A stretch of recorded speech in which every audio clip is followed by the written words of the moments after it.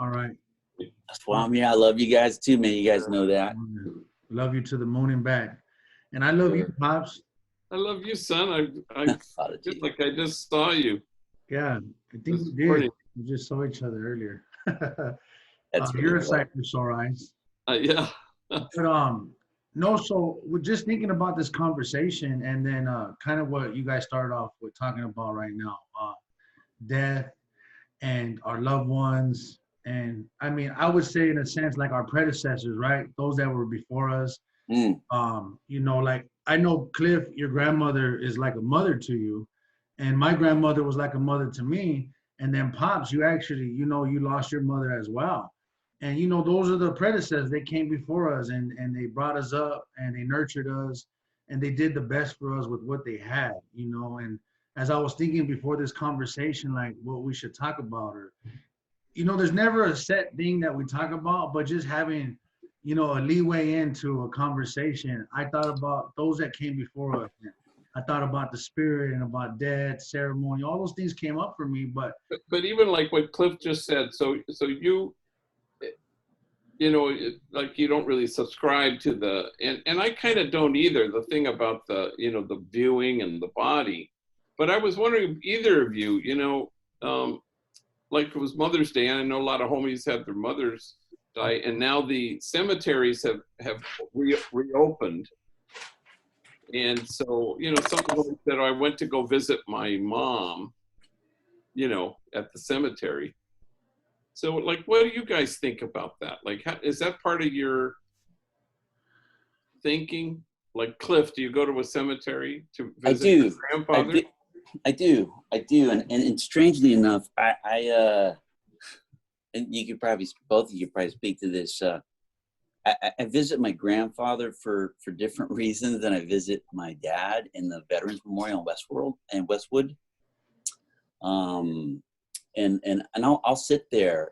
My dad was cremated, and as you guys know, he committed suicide in '96. I'll sit there. I'll sit there just on his right in front of his little, was it epitaph? And then I'll sit there and just it allows me to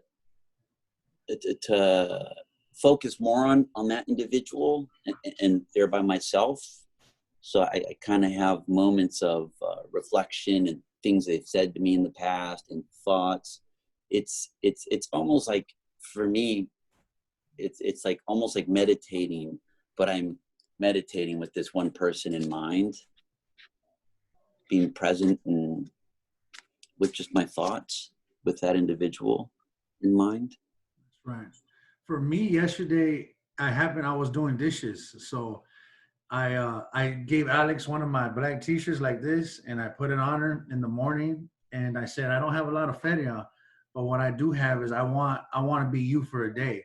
So you could be me for a day. So I gave her the black t-shirt, and I was downstairs, and I was washing dishes. Awesome. Right?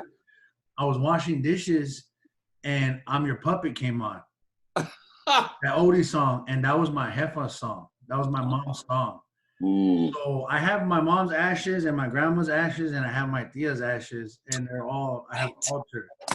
And so I'm washing dishes, and the song I'm Your Puppet comes on, and I came into the room, and I grabbed my mom's ashes, and I brought her out, and I set her in the living room while I'm washing dishes, and the song pumping in the background. And then I started thinking about what I do have, because I don't have a lot of things like that they left. Like they didn't leave any property, or they didn't leave any estates or any stocks and bonds. But I thought about music. What they did leave me was they left me this sense of connection to a certain music and a certain genre of music. So then after I'm Your Puppet got done playing, I started to remember songs. And another person that I put on was Fats Domino. And it's this old blues singer, and he has all these jams. You know, he was a chubby dude, so he talks about how he was chubby, but basically he had game, and he has this song called I Want to Walk You Home. And he's singing to this girl, I want to walk you home, please let me walk you home. And I was in there, and I was just jamming to the dishes, you know, and I was thinking, man, they left me something special that's timeless. You know, that it wasn't a physical item, but it was a song. And I always think about music. To me, like, music makes me feel a certain way. You know, like even when I was in the car with you, Pops, and when we bumped that song, what's that song that we played? Um, if you should lose me, you lose a good thing. Yeah, yeah, You know? yeah, yeah. Oh yeah. And we put that song on and we start singing. I remember we were up in Los Altos and you put that song on, and forever that song will connect me to that moment that I shared with you. That's right. That's Will right. connect me to me and you in that Chrysler. If you should lose me, you lose a good thing, you know. And so I had an amazing Mother's Day. Just listening to the song and the music and connecting to my mom in ways I was never able to connect to her when she was alive. Yeah. You know, in death, I've had a better relationship with my mother. It's crazy. Oh, that's amazing. Than I've had when she was here. I know Yeah. you too, Pops. Like, what is it for you? You know, with your mom, and what was that like? Yeah.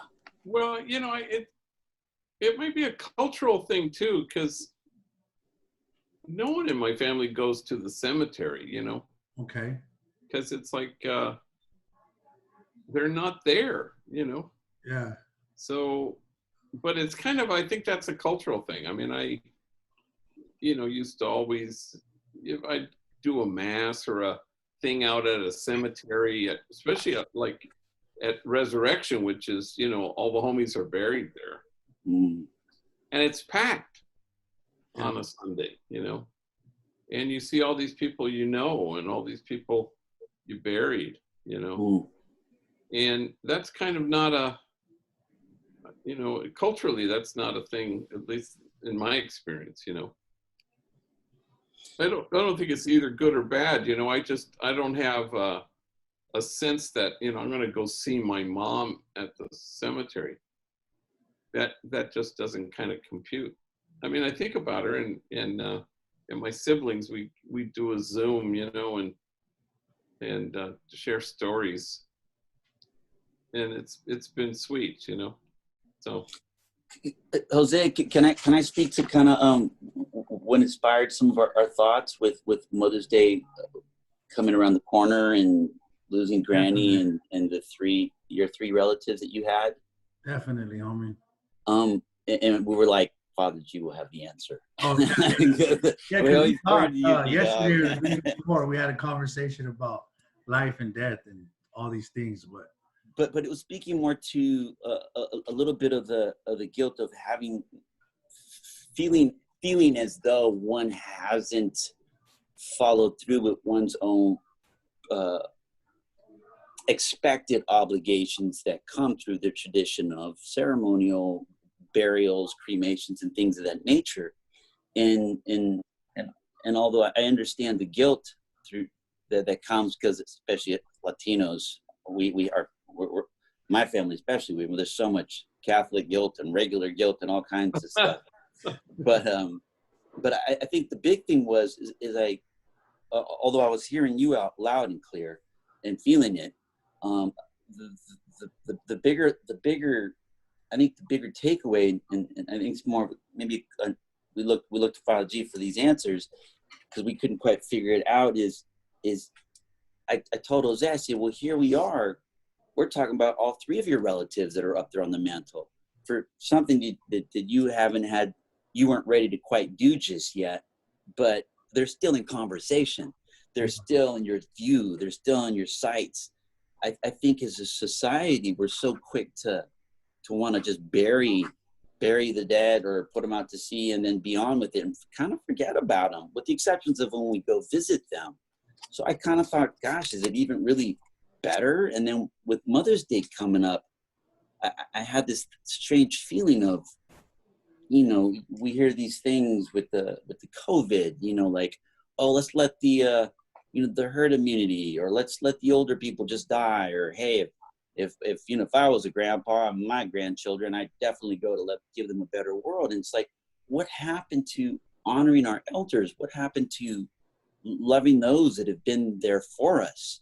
be it blood related or not blood related, because we find so much family. I find family in you guys that I bleed for, literally bleed for. So it's such a hypocrisy, and I was feeling kind of lost, just in the, these traditions force us to mourn a certain way. I mean, I guess in a perfect world, we'd find some kind of solace and healing with the group. But like I was telling a friend the other day, I mean, there's family members in my family that if I was not related to them and there weren't holidays, I certainly would not see them. And I question if I'm even related to them, although they say I am because I grew up with them, and I get it. We kind of resemble a little bit, but so I think a part of it was that, and I could feel Jose's pain, but then I'm looking at the love side. Like if I still had, I think about my dad and my grandfather every day, but if I had all three of them on a mantle, I'd have friends come over to visit, and have like there they are. It's like, it's okay. I didn't follow through with the tradition yet. It's not finished, but it's like I'm still thinking about them. And then and G-Dog, Jose and we talked for like an hour and a half about, look, we're talking about your relatives that I don't even know, and now I'm having these emotions about your relatives that are loving, that are compassionate, that are like, and if they weren't on that mantle, we wouldn't be talking about them. There's a good chance. So this conversation started with that Thursday? Yeah, Thursday, but basically it was because I didn't do a conventional funeral. Remember, I had talked to you, Pops, a while back. I said, maybe one day we'll do all three of them together. Maybe we won't. But I think this connects with this thought or this idea that any way is good and all ways are right. Like there is no way that we can sit and say, well, this way of mourning is correct and this way of mourning is wrong. Or kind of like how G was saying right now, saying that somebody connects by going to the funeral and somebody connects by not going to the funeral. Saying somebody connects by a song and somebody connects by a ceremony. It's these things that I think that all of our, we're all kind of on this path and everyone's doing it their own way, and it's all spiritual, homie. It reminds me of that conversation that we had recently, Pops. Remember when you asked me, when do I believe my spiritual experience began or my spiritual journey began? Well, it always has been. It's always been. I've always been on this path. And the way that I have an experience with my mom or whatever ceremony it is that I did when I'm Your Puppet came on, that was my own ceremony, as opposed to the conventional, we got to have a funeral, everybody has to be crying, everybody got to go up and pay their respects. I got to make sure that I bury them and there has to be a tombstone. So I would say after that conversation, it was like, you were absolutely right, Cliff, because we were having a conversation about three of my ancestors that are now a part of your story now and a part of your life, In a big way. Yeah, in a big way. So I think all ways are right. What would you say, Pops? What do you think? Well, I don't think there's much room ever for guilt, because then you're caught up in kind of measuring up. That was something, Cliff, you had said earlier about, gosh, maybe I feel guilty about having whatever, not having done it this way or have done it that way. Those things aren't, they don't have a place, the guilt part, because again, I come back to kind of how do you see things? And if you see things as God does, then you're not measuring. You're not ever measuring. It's not about, did I do this right? Did I measure up? Did I complete some unwritten rule that I didn't really know about? It's how do we return to finding our true selves in loving always, no matter what. And so, because we endlessly get butthurt with each other and ourselves because we think we haven't measured up or done it correctly, and we project that onto God. We think God is eternally disappointed and can't you do anything right? And that's our storyline. Your friend Jose Pema Chodron always talks about the storyline. and then you kind of give into the storyline. You just start to play this tape over again. And it can be lots of things. It can be your resentments, your being pissed off that you feel guilty, that maybe people made you feel guilty, or all those things that are narratives that keep you from your true way of being in the world and your true way of seeing things, you know.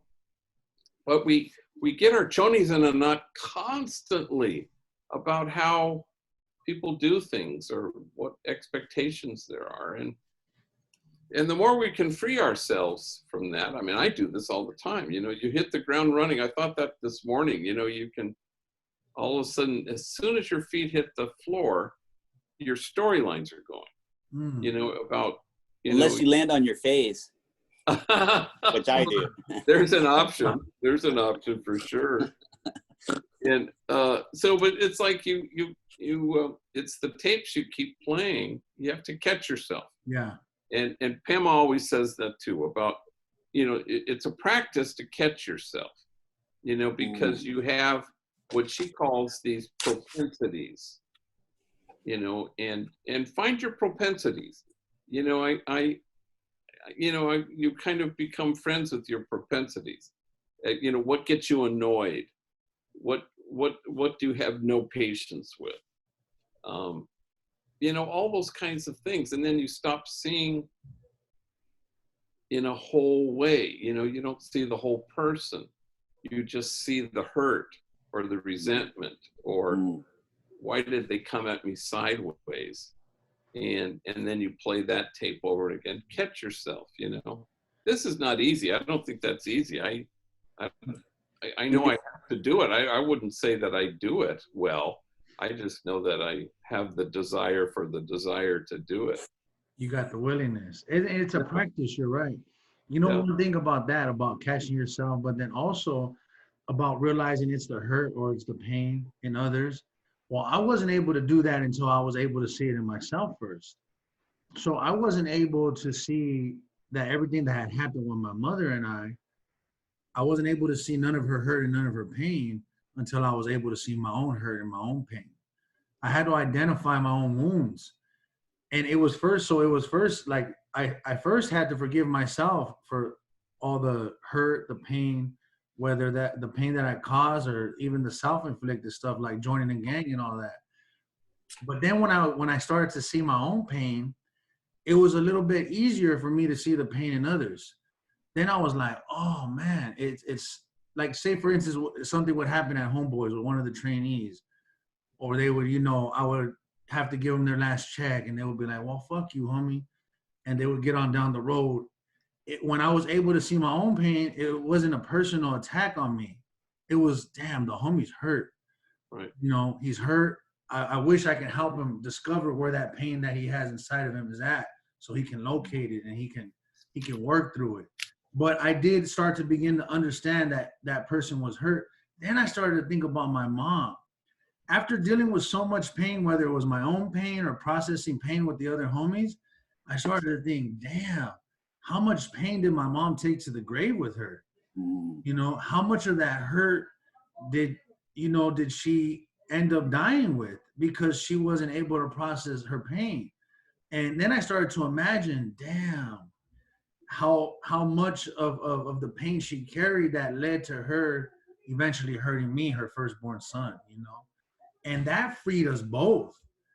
It freed myself because then it was no longer about me that I wasn't worthy enough of her love. It was just all about the pain that we both carried. You know, it was the pain she carried that led to her, you know, causing pain in my life. And then it made me feel like, wow, it was never me to begin with. It wasn't that she didn't want me or it's that she wasn't able to do certain things because she was so hurt, homie. And oh my God, I fell in love with her. I mean, it reminded me of how I used to look at her when I was a kid. When I was a kid, I remember looking at her and she was a gang member, Cortez, khakis. And I used to look at her and I would be like, damn, I want to be like you when I grow up. You know, there was just so much strength in her. And after she passed, you know, because our relationship was so estranged, I used to look down on her because she had abandoned us and she had left us hanging. But as I processed my own hurt, I looked back and I felt so deeply in love with her again, because I was like, damn, Pobrecita, I wish that she would have had homeboys. There's sometimes where I'm in the classes and I go, oh, she had a group like this. You know, if she was able to participate in a conversation that was so rich and so tender, you know, sky would have been the limit. Sky wouldn't have been the limit for her. And I love her so much, homie. And I feel bad that she didn't get to have what I have, but I'm so grateful that we both have it now. You know what I mean? And that's kind of my little ceremony with her. That's great. Breaking the cycle. Great. Yeah. Yeah. How long? I mean, obviously, that's a big deal, working through that kind of pain. That is not a. It's a process and a long journey, huh? It is. It's like what G was saying. It's not easy. And so you know what I was thinking when you guys were both talking though about history, and you know, ever heard that old saying, history repeats itself? I think like we're so fortunate to have historical facts. Like we know about the history of the United States, you know, going back to what you were saying about people being, you know, we don't honor our elders and our ancestors, right? We look back, we don't honor certain marginalized communities, right? We don't honor, you know, African Americans and Latinos, you know. So we look back in history and we see like all the fucked up things that happen, right? Excuse my French. But then we go, well, we can change history if we don't change things, then history will repeat itself, right? As a culture, as a society. Same thing in my life. I was just having a conversation. I was talking to Alex about my grandpa and my grandma, their relationship. And I said, how can we do things differently so that their history doesn't become our history, and that our history doesn't become our children's history? And I think the same thing is like for us as a society. How do we not repeat the same history that happened, you know, 50 years ago, 100 years ago? Like, G, that conversation when you talked about how do we honor those first, the frontline responders? How do we honor the people that are now at the grocery store that are taking life risks by being out there and serving us? How do we honor the Latino community, African American community? How are we not continuing to allow history to repeat itself? It's same for us as individuals, but also for us as a society, you know? But growth will end in the graveyard. And so the three of us are going to grow until that moment. But I mean, Jose, you've come to insight and you're awakened, and we've seen you with your kids, how affectionate you are. You are with your kids in a way that your mom was never afforded the opportunity to be. And not because she was bad, but because she was wounded and didn't have access to it. And you have, as Cliff said, you've broken a cycle. One thing I recommend, I saw the other day, and I don't know what led me to it, on Netflix, this thing called Cracked Up, the Daryl Hammond story. And Daryl Hammond is that long-running comedian on Saturday Night Live, famous for doing Clinton. Okay. It is incredible. So I finished it. I sent all our therapists, you have to watch this. Because even in it, it's a documentary. They have, the guy Vanderkolk who wrote the book, The Body Keeps Score. Okay. So it's all about a trauma. Cellular trauma. And about reaching back to what happened to you. And, he was in mental institutions and a cutter.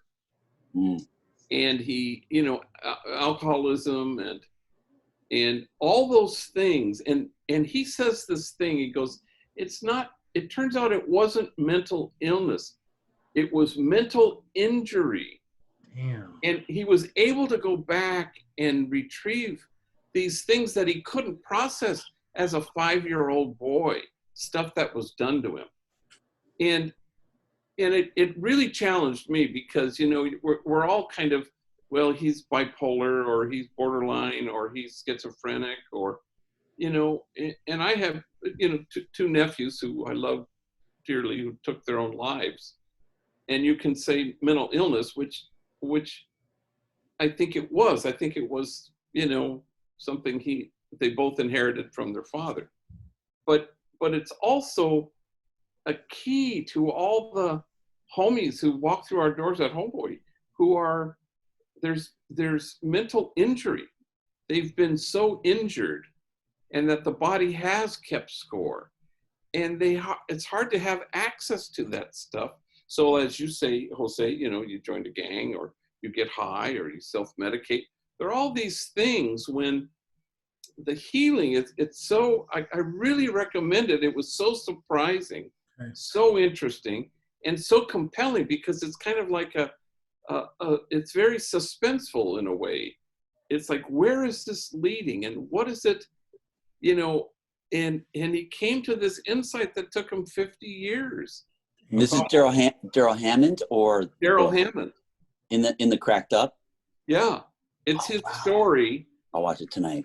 It's really, you won't regret it. And you know, Father Mark here in the house, you know, a therapist, he was blown away by it. So it's really, it gives you access to you know, kind of understanding things, you know, like cutting, which I never really understood except in a very superficial way. But he has this explanation about it, that when the torment is so huge, you have to do something to get rid of the pain. To get rid of the pain, but to distract you from this other pain. Man. I have to stop this bleeding. It was brilliant. So and he's telling his own story? He's telling his own story, and he goes back and visits his childhood home, and he kind of reveals kind of what happened to him. And you kind of come to it in sort of in the same way that he did, only it took him 50 years. It takes us an hour and a half of a documentary. But anyway, you have so much more respect for injury, pain, wound, stand in awe at what people have had to carry rather than in judgment. It's really worth the trip, and it has everything to do with what you're saying. But the good news is, you know, though your journey is not over, Jose, you have this insight about how to be with your kids, and it's not perhaps the way the, you know, parental figures were with you. Yeah, it's a lot different, and it's a process, and it's a practice. I like that you say it's a practice, because it truly is a practice, and it's become a part of, like, you know, all my life, well, most of my life since going into like the system. You get up at a certain time, you have a certain time you brush your teeth and all those things, and it's like this now. It becomes, I start to feel something or experience something, and then I go into my practice of discover. You know, discover and then discard, and then move on. You know, what is discover? Discover means to find out like what it is and where it comes from. You know, is it a fear, insecurity from childhood? Is it, so okay, an example of that would be like in the past, I used to go to the grocery store, and I didn't even know that I was doing this. But let's say I went to the grocery store with my wife, I would start an argument every time she grabbed the number to wait for the fresh meat. Yeah. And I didn't even know why. And then I looked back and I started to ask myself, why do I feel, what am I feeling? And it was anxiety. It was too much. I wanted to just go to the store, grab the packaged meat, and get the F up out of there. And then where does it come from? I looked all the way back, Pops. It was in Corcoran State Prison, where I didn't like eating in the chow hall anymore, because I had experienced so much trauma around me. You know, people were getting stabbed. I knew that when I got back to my cell, I only had to worry about one person, and that was my cellie. And it was a lot easier for me to be in that cell, vigilant with him, than to be on the yard, vigilant with everything else that could possibly happen. Yeah.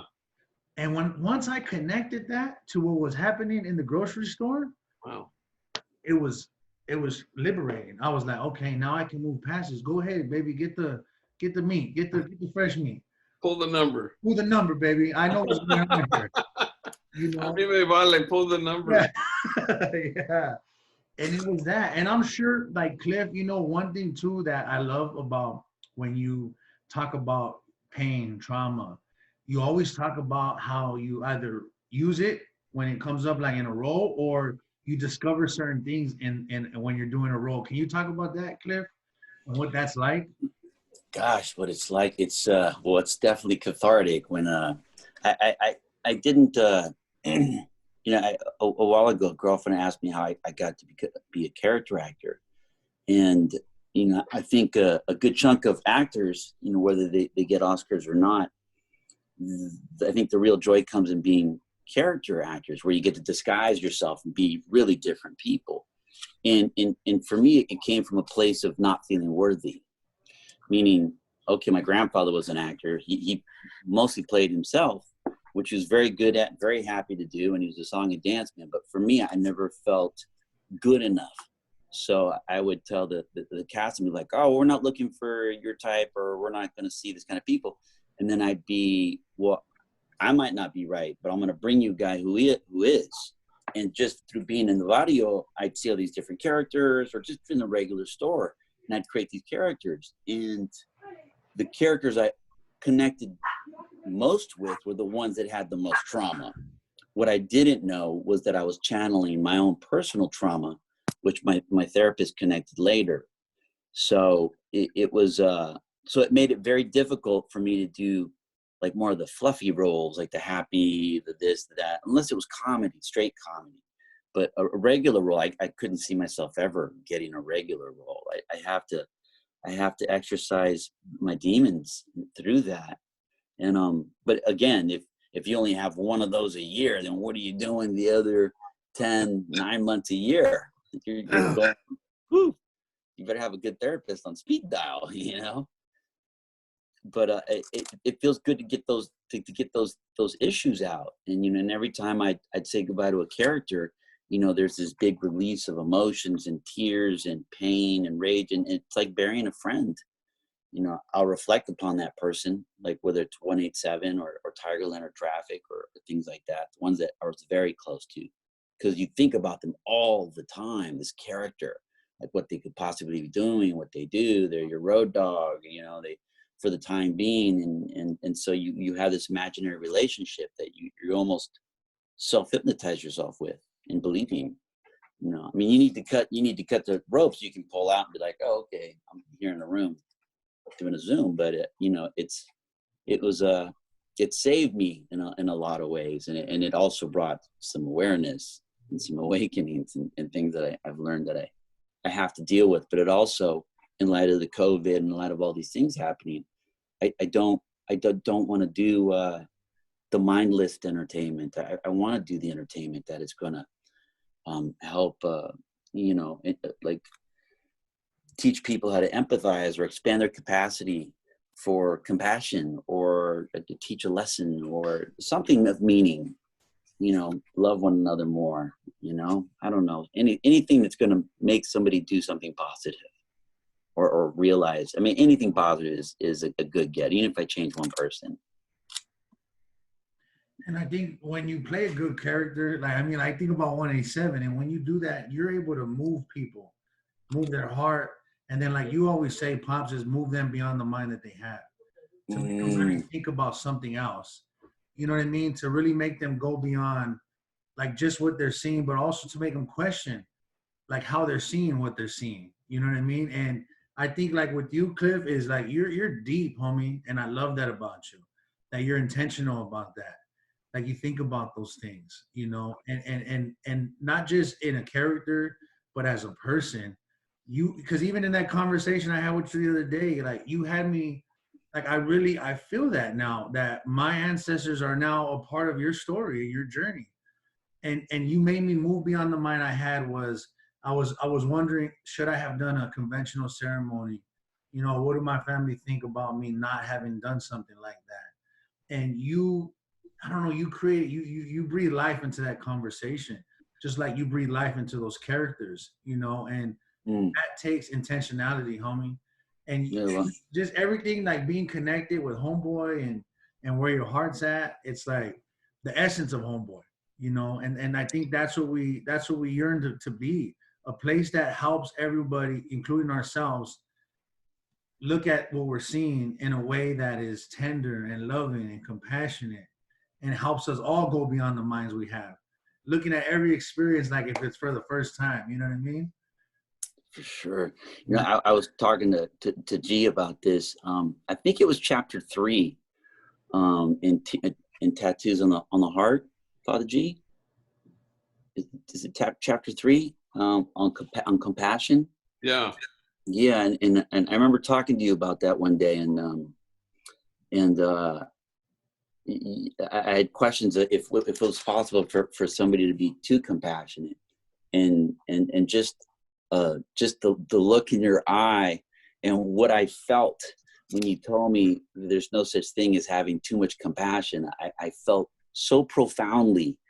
I couldn't give you the actual words why. I know that my soul felt the truth. So I believed it. There were no questions.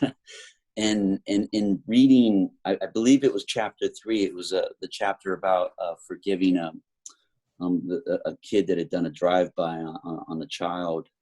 But by the end of that chapter, I was in complete tears. My shirt was covered because I didn't think I was going to have the ability to expand my capacity for compassion, but I did, just because of that one chapter. Yeah. But you know, part of the thing is when people think they have too much compassion, it's because they've expected too much of their service. You know, like somehow it has to be about success or gaining some kind of outcome, and that's where I hear it the most. You know, where people think, I guess I'm just too compassionate because I'm burning out. I feel depleted by this. So, but that's not the case with you. With you, it's a capacity. You know, it's about relational wholeness, which for me, the thing that I've been with all day, because you know, we want to reopen on some modified way, and yet, you know,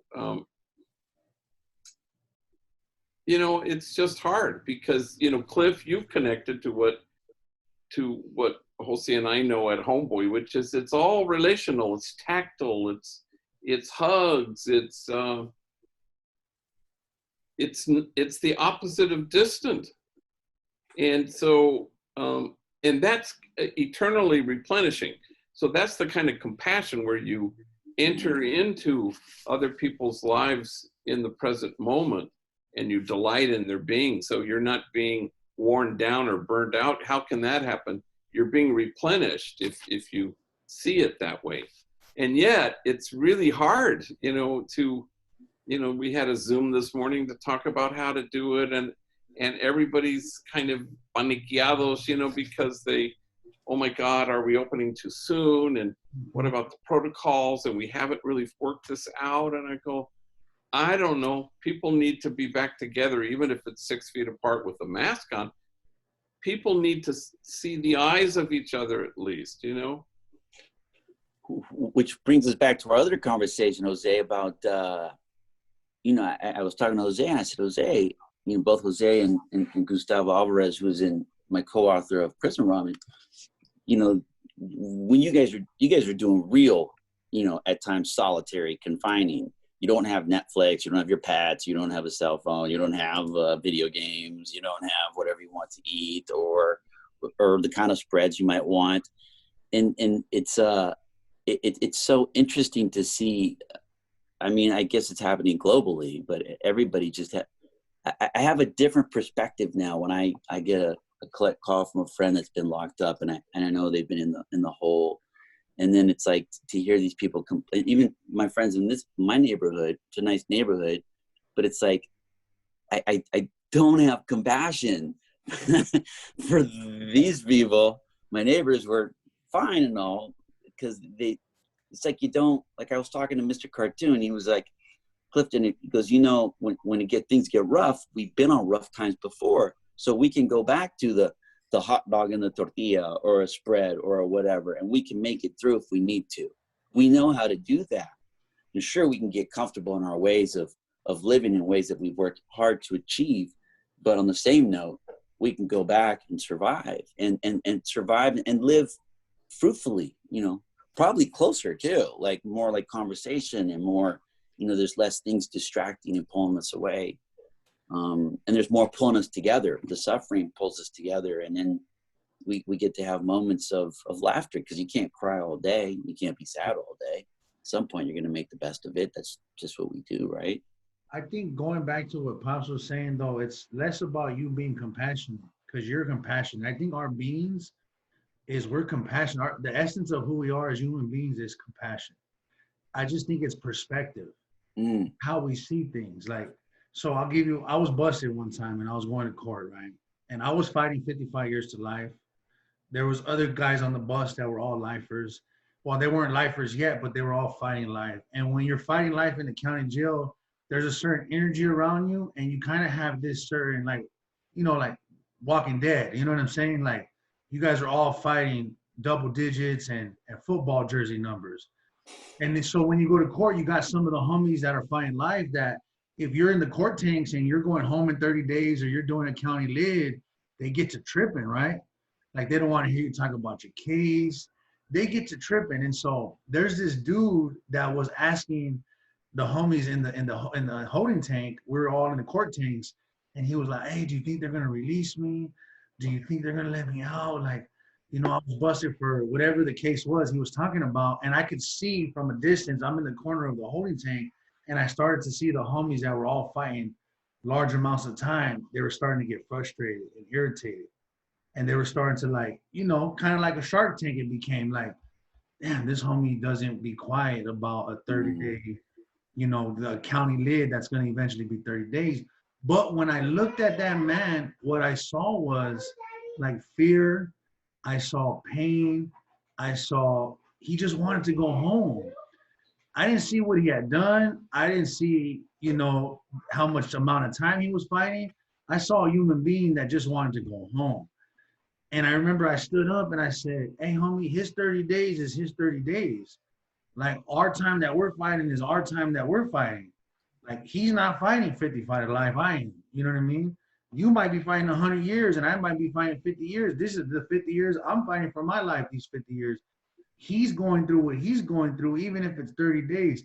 One day to somebody, it might be an eternity to somebody else. But in that moment, I was able to see he needs to go home, this guy. You know, I hope they let him out today, because one day to him was like an eternity being in that holding tank. And I think it boiled down to perspective, because I could have joined in easily with these dudes and said, well, we're fighting double digits, so you should. But I think pain is pain, you know. And I was talking to one of our staff earlier, and he had been busted before. And he started to tell me, because I seen him. So I do my check-ins with our staff, and I see him on this FaceTime call, and I go, what's wrong, homie? And he goes, no, I'm good. And I said, nah, what's wrong, homie? And he's like, I've been locked up before, but this is different. You know what I mean? And I said, you know, he's going through some things in a relationship. And I said, keep in mind that you're on quarantine. You know, keep in mind that it might not just be the relationship that's causing you stress. It might be you not having your normal life that you used to have, being able to go to the gym or go to the park and run around. And now the relationship, everything that you're going through in that relationship is now, you know, highlighted, and it's now like exaggerated because we're on quarantine. And so I think, I mean, because I know you are very compassionate, you know, and I think all of us as human beings in our core, because we're not just the type that can walk by and see somebody hurting, you know. If we see somebody hurting, it kind of like, it moves us to do something about it. I just think that it's more perspective than anything right now throughout this time. And even with people that are, because I was tempted the other day to see some of these protesters and go, what are you doing, homie? Why are you protesting when people are on the front lines right now and they're, you know, they're putting their lives on the line for us? And you're protesting to open up the beach, you know? And I was very tempted to judge them. But then again, I don't know their struggle. I don't know what they care. I don't know why they want to get up out of that house so bad. You know what I mean? And also, we need you here, Jose. It's too early to go. We can't lose you to COVID. Right? That's right. Yeah, we need both of you. Well, I was thinking. But, you know, I think somehow this is different. I'm feeling like, you know, Cliff, where were you in '92 after the unrest? Were you in LA? I was in front of the boys' market. When it all happened? I was in the boys' market the second day. We needed to go get barbecue sauce to barbecue the chickens we'd gotten from there. Well, do you remember the aftermath? I'm not proud of it. Or is my ass too old? But, you know, there was the whole Rebuild LA. Do you remember that? And a lot of, you know, people got, you know, I think we got a van, and, you know, it was kind of, the problem was there, you know, South LA, East LA, Boyle Heights. And I don't know, this feels different to me. This feels, you know, on the one hand, kind of rich white curve is flattening, and poor dark curve is on the rise. And that just, you know, and we were sort of disastrous before the pandemic, and the pandemic is just highlighting it and exacerbating it and illuminating it. But I feel like, you know, like we've talked before, Jose, about none of us are well till all of us are well. This is a kind of a moment where you start to feel none of us are safe or protected until all of us are safe and protected. So something has kind of been turned on its head that I think is interesting and hopeful for me, you know? So How so, Father G? Well, this whole group of people who are now, you know, heroic, essential workers were all people you ignored, didn't see, disparaged, dismissed. And now, to everyone, they're heroic, essential workers. So suddenly it's turned something on its head that says, and we don't want to go back to normal because normal was awful. Normal was oppressive, you know, and so I just have this feeling, you know, that, you know, even donors or people who were talking about, you know, where they want to put resources. I heard the other day someone said, you know, if you have more than you need, build a longer table, not a higher wall. Damn. And my sense right now is people are good and they want to build a longer table. Let's go. Let's roll up our sleeves. So I know it feels, you know, like a partisan pandemic. You know, there are red states and blue states and the people protesting, maybe. But I think on some level, though the pandemic doesn't hit people equally or equitably, it's impacting some people disproportionately.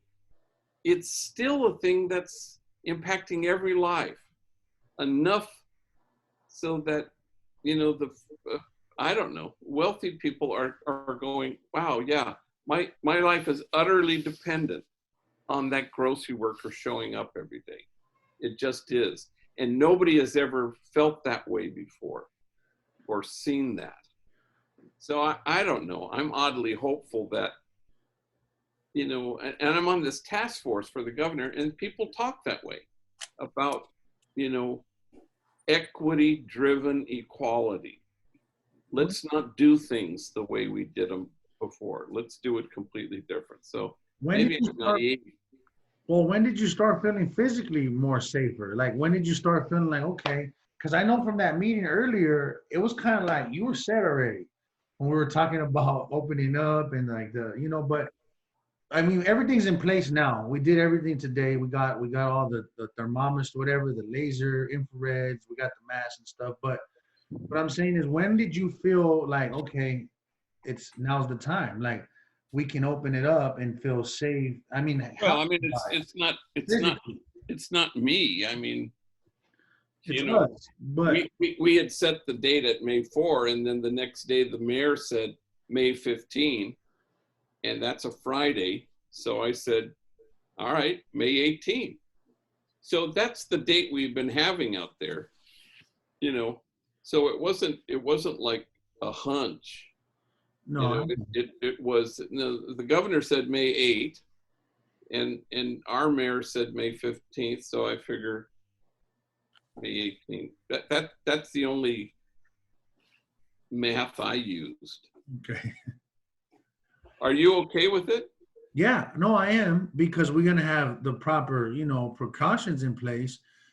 But I just know this, that I mean, there's still the possibility to transmit COVID, is what I'm saying. And in our, going back to what you were saying about the curve is lowering in these certain communities, as a, because in the hood, the truth of the matter is, in the hood, people are so much focused on other things that are, really detrimental to their health, like gang violence, poverty, alcoholism, drug abuse, domestic violence, as opposed to like focusing. They don't really have the luxury to focus on preventing themselves from getting the COVID, if that makes any sense.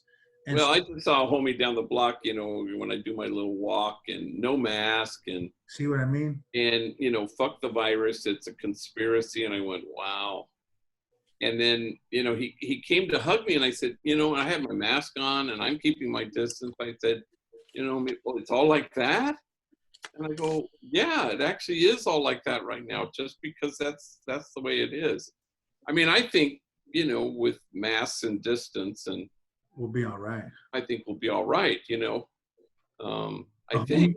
homie in the pen used to always say, when he would say, "Oh, it's like that," he would say, "No, it's not like that. It's just like that."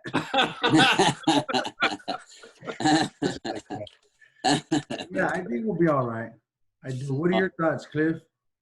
I was remember that year I brought Judd Nelson to Homeboy? Yeah. We were talking the other night, and he's having some plumbing issues, so he'll come over once a week to do his laundry. He feels safer over here, and we're pretty gloved up and suited up and booted up. He was like, Clifton, we're in a time right now where the globe and humanity as a whole has more in common now with this disaster than we do apart, and it's not for some reason enough to bring us together. Like, why he couldn't understand here in America, and the I mean, it's the old conqueror, divide and conquer, right? It wasn't Alexander the Great. I can't remember who said that, but it was just sad. So I think it was just how do we convey? What I was looking for was trying to bridge the gap with people of stature to those that don't have, like the people of stature that are now quarantined or confined. Oh, okay. Well, you think that's bad? Try now. Maybe that'll give you the tools to have a little bit more of an understanding, an empathetic understanding of what it is to be in a cell. Forget wrongfully accused or wrongfully convicted, just in a cell by itself. My hopes were that people would have a bigger heart and think twice about all this. I mean, the privatized prisons, it doesn't. We're not working to rehabilitate. The prisons aren't working to rehabilitate, which is why we're so lucky to have something like Homeboy, because that's what penitentiaries were supposed to be. I mean, derived from the word penance. So I think.